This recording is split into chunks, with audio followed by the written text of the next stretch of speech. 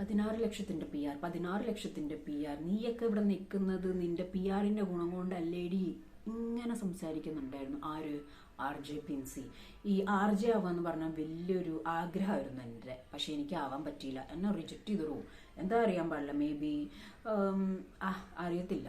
അപ്പോൾ ഈ RJ എന്നൊക്കെ പറഞ്ഞാൽ എപ്പോഴും കുറച്ചും കൂടി ഭയങ്കര പോസിറ്റീവായിട്ടുള്ള കാര്യങ്ങൾ സംസാരിക്കുക, സ്പോർട്ടീവായിട്ടുള്ള കാര്യങ്ങൾ സംസാരിക്കുക എന്നൊക്കെയാണ്.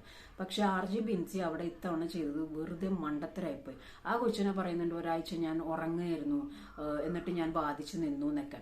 രണ്ടാമത് കയറിയപ്പോഴും കുറച്ചും ഒരു ക്യാരക്ടർ പിടിച്ചിട്ട് അവർക്കൊരു ഓൾ ദ ബെസ്റ്റ് ഒക്കെ കൊടുത്ത്, ഞാനിവിടെ ഗസ്റ്റ് ആണ്, ഞാനിവിടെ എക്സ് കണ്ടസ്റ്റന്റ് അല്ല, ഐ മീൻ ഞാനൊരു ഇപ്പൊ ഒരു ഗെയിമർ അല്ല, ഞാൻ എക്സ് കണ്ടസ്റ്റന്റ് ആണ്, എന്റെ ഗെയിം ഇവിടെ കഴിഞ്ഞു, ഇനി ഇവിടെ കിടന്ന് എന്ത് ടാർഗറ്റും സ്ട്രാറ്റജിയും കാണിച്ചിട്ട് ഒരു കാര്യമില്ല, അവരാണ് ഗെയിം കളിക്കേണ്ടതെന്നൊരു തോട്ട് അവർക്ക് വേണമായിരുന്നു. പിന്നെ ഇവിടെ അറഞ്ചും പുറഞ്ചും പിടിച്ചാൽ കിട്ടാത്ത രീതിയിൽ PR ഉള്ളത് ആർക്കാന്നറിയോ? അറിയോ? അനീഷ്. ആ ഫേസ്ബുക്ക് ഒന്ന് തുറന്നു നോക്കിക്കേ. അനീഷിനെ സംബന്ധിച്ചിടത്തോളം ആദ്യത്തെ കുറച്ച് ദിവസം അനീഷ് എന്തെങ്കിലും കണ്ടന്റ് കൊടുത്തിട്ടുണ്ടെങ്കിൽ കൊടുത്തിട്ടുണ്ട്. അത് കഴിഞ്ഞിട്ട് അനീഷ് ഒരു തേങ്ങയും ചെയ്തിട്ടില്ല. ഞാൻ പറയുന്നത് സത്യമല്ലേ? അനീഷ് കണ്ണടച്ച് കിടക്കുന്ന ഞാൻ കണ്ടു. ടേപ്പ് റെക്കോർഡ് പോലെ സംസാരിക്കുക, സുപ്രഭാതം ബിഗ് ബോസ്, അങ്ങോട്ടും ഇങ്ങോട്ടും സംസാരിക്കുക, തന്നെ പറഞ്ഞുകൊണ്ടിരിക്കുക. അത് കുറച്ച് നാളാകും അയാൾ ഗെയിം കൊണ്ട് നടന്നു.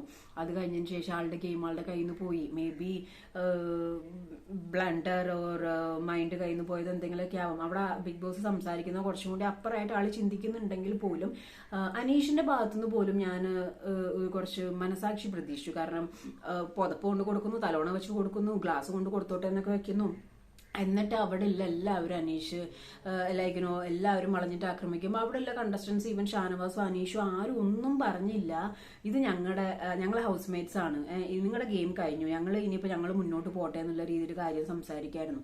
ഷാനവാസിനും അവിടെ ഒരു ഓപ്പൺ ഗ്രൗണ്ട് ഉണ്ടായിരുന്നു. ഇന്നലെ അനുവിനെ ക്ലീവേജിന്റെ കാര്യം എടുത്ത് സംസാരിച്ചപ്പോൾ ഷാനവാസിന് പറയായിരുന്നു ഇത് അനു അല്ല ശൈത്യാണ് പറഞ്ഞെന്ന് പറഞ്ഞിരുന്നെങ്കിൽ ആ മനുഷ്യൻ ഇപ്പോൾ സെക്കൻഡ് 2 കയറിയാണ്.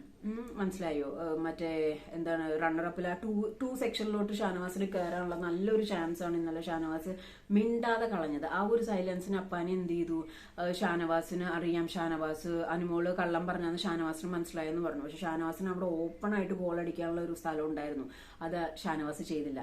പിന്നെ അനീഷിന്റെ കേസ്, അനീഷ് ചില എപ്പിസോഡ്സിലും ചില ലൈവിലും അനീഷിന് റോള് പോലും ഇല്ല. എന്നാലും നിങ്ങളൊന്ന് FB പോയി നോക്കിക്കേ, നിങ്ങൾ അനീഷിനെ സപ്പോർട്ട് ചെയ്യുന്നു. എന്നിട്ട് വരുന്ന കമന്റ്സ് മുഴുവനും അറഞ്ചും പുറഞ്ചും ബംഗാളി പ്രൊഫൈൽസും ബംഗാളി കമന്റ്സും കാര്യങ്ങൾ വരുന്നത്. അപ്പോൾ കണ്ണടച്ച് പാല് കുടിക്കുന്ന ഒരാളാണ് അവിടെ അനീഷ് എന്ന് പറയുന്നത്. എന്നിട്ട് എന്നാലും അനുമോളുടെ അടുത്ത് 16ന്റെ PR എന്നിങ്ങനെ പറഞ്ഞുകൊണ്ടിരിക്കുകയാണ്. ലോകത്ത് ആദ്യമായിട്ട് ബിഗ് ബോസ് സീസൺ 7 അനുമോളാണ് PR എടുത്തിരിക്കുന്നത്, വേറെ ആരും PR എടുത്തിട്ടില്ല. അങ്ങനത്തെ രീതിയിലാണ് കാര്യങ്ങൾ മുന്നോട്ട് പോകുന്നത്.